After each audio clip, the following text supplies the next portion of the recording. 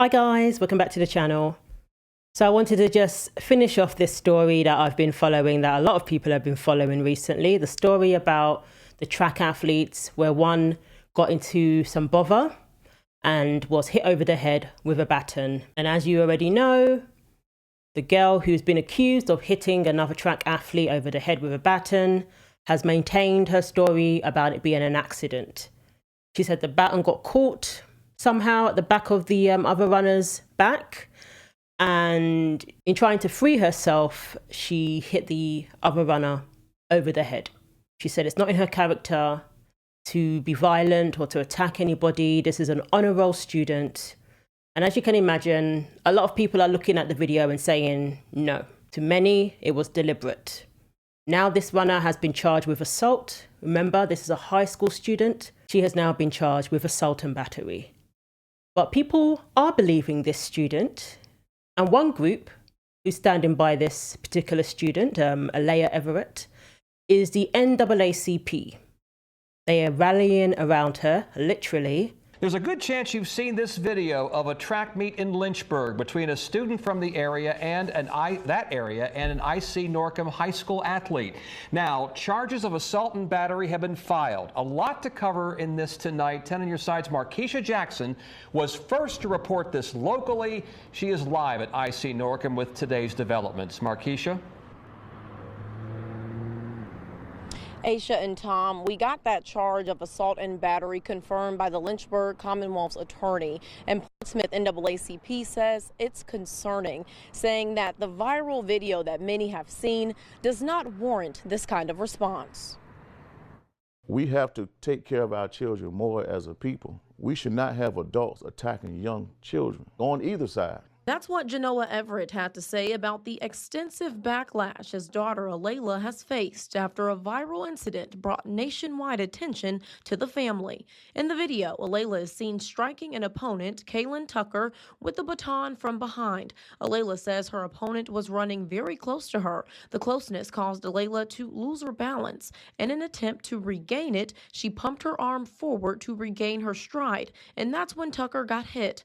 But for many watching the viral video that shows the incident from the front, they think it was intentional. Or just seeing one video and it looks bad from that angle. A certified USA track and field official even slowed down the video to show just how close the two athletes were competing. And for anyone watching it with just the naked eye, it's just too close for anyone outside of these two athletes to call. Leaving certain things out did so much damage to our family. The Portsmouth NAACP released this statement in support of both families and called out the racial slurs and death threats that Alaila and her family have received.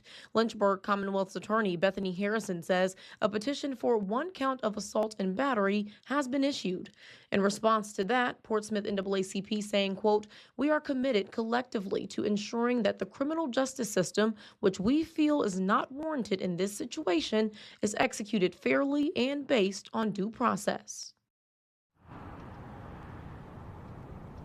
Now, I did reach back out to the Virginia High School League for any updates on their investigation. They say it is still ongoing. So one positive thing I will say is that the NAACP are saying they're speaking out in support of both students, not just Alaila.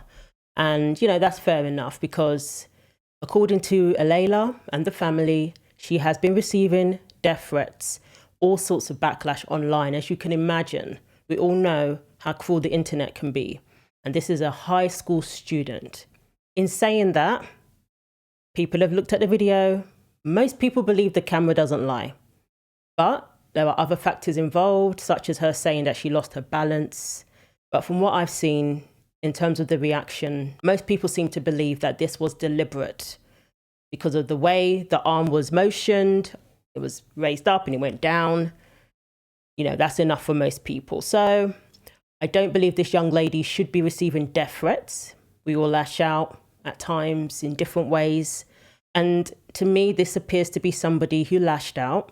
And I would like for anybody who lashes out and hurts someone else to take responsibility and say, I made a mistake, I take responsibility, and I will never do this again. I think that is the right approach and that should be encouraged. But when it comes to a criminal investigation into assault, into battery, innocent until proven guilty, It's a matter for the police.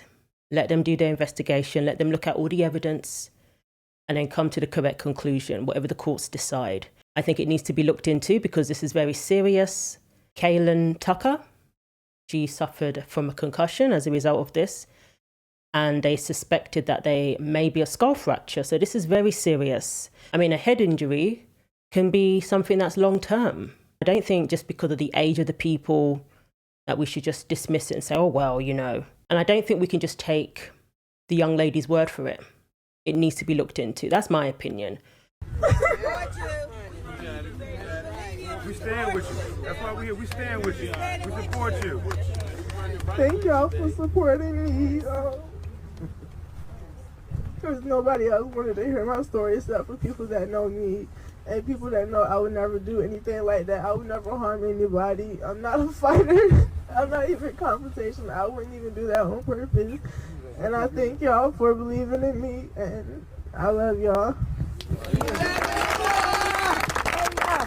When Kaylin's parents said that there was no apology from Everett herself, there was no apology from the coach, the young lady seemed to disappear after the incident, because I've seen her defending herself, which you would expect, and I've seen her come up with her explanation, smiling at times. So I don't think people are buying it.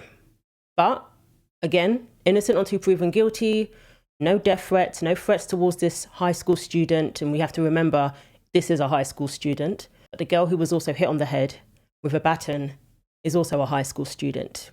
Is also a runner who was just taking part in a race, about to win second place, and ends up getting bashed in the back of the head.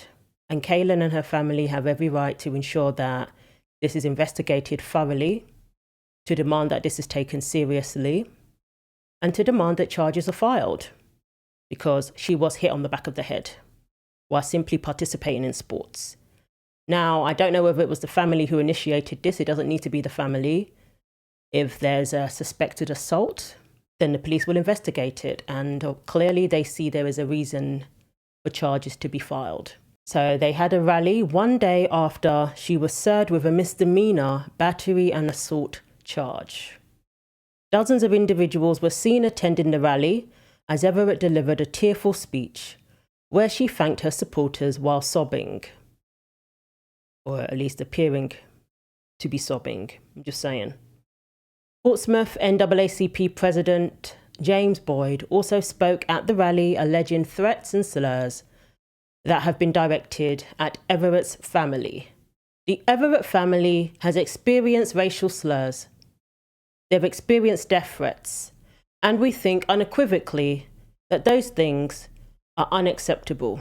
Local community activist Jermaine Green called for unity from the community in support of the teenager. It bothered me to my heart to see how the whole world was dragging this young lady, dragging her character based on what they thought they saw. I just wanted to step up, speak out, and bring unity, and let this young lady know that the city of Portsmouth has her back. But remember, it was Kaylin who was struck at the back of the head. It was Kaylin who suffered. Sorry, but that's just fact. Kaylin is also a young black girl, and she was assaulted. Now, you can blame people for sending threats and racial slurs and all of those things. That cannot be condoned. But you can't blame people for believing what they've seen on tape from multiple angles. You can't blame people for believing what their eyes are showing them. I'm not a big fan of this gaslighting and telling people that they're wrong, you know, for what they've seen with their own eyes. While I say, yes, innocent until proven guilty, you can't get mad at people for looking at that video and being appalled at what they saw. The stadium gasped when they witnessed it. They saw it live. The family saw what they saw as well. Kaylin's family. Imagine sitting in the stands and you see your daughter being put through that. She said she ran to Kaylin's side, as you can imagine. So I'm not a fan of the wording of what you thought you saw. Clearly, this is a case of certain people wanting to believe what they want to believe. But there's others who can look at this objectively and see the different angles that are out there now of this video and come to their conclusion based on what they see. There's absolutely nothing wrong with that. But what there is something wrong with is sending death threats and racial slurs and all of that. There's no justification for that. But looking at a video and seeing somebody get hit on the back of the head and being appalled by that is absolutely a natural reaction. And it's okay to believe what you see. If you're given more context and given more evidence later, then you can say, okay, it wasn't quite what I thought it was. That's fine. Everyone's going to have their opinions about it. So the Virginia High School League also had this to say. The VHSL does not comment on individual or disciplinary actions due to FERPA. The actions taken by the meet director to disqualify the runner were appropriate and correct. We thoroughly review every instance like this that involves player safety with participating schools. The VHSL membership has always made it a priority to provide student athletes with a safe environment for competition. So obviously, this sporting league saw there was wrongdoing there. I don't think it's unreasonable for charges to be filed. And I hope the lessons can be learned, like I said. And if this was deliberate, I think it's the best course of action to admit your wrongdoing, take responsibility for it. That way everybody can move on. People can actually give you credit for owning up to, what you did. And maybe people need to ask themselves if the girl with the baton was white, would the NAACP have the same response? I doubt it. They would probably want the girl to be locked up and the key to be thrown away. I'm just saying. So let me know what you think. Do you think the video is not quite what we thought it was? And maybe we should be open to the possibility that it was an accident? Or do you think the video is very clear and the young lady in question needs to take responsibility? So thanks for watching. Like, comment and subscribe. Take care of yourselves, and God willing, I will see you in the next video.